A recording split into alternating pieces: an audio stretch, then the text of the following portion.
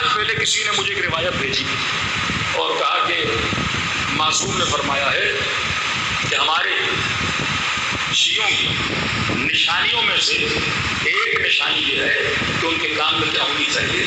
بالغ ہونی چاہیے۔ شیعوں کی نشانیوں میں سے کل میں نے کہا کہ دین میں کیا ہے؟ حکمت ہے۔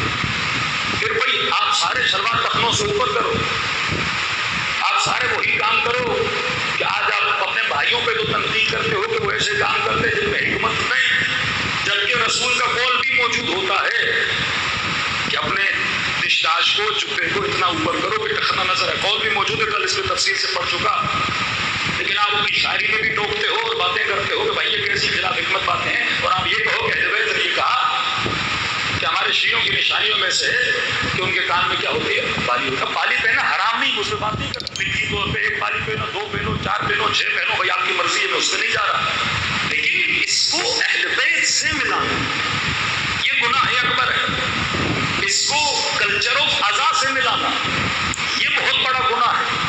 ایک کام جو اہل بیت نے کیا ہی نہیں، یعنی آج کوئی تصور کرے الیاذ باللہ، سوچنا بھی ابس ہے۔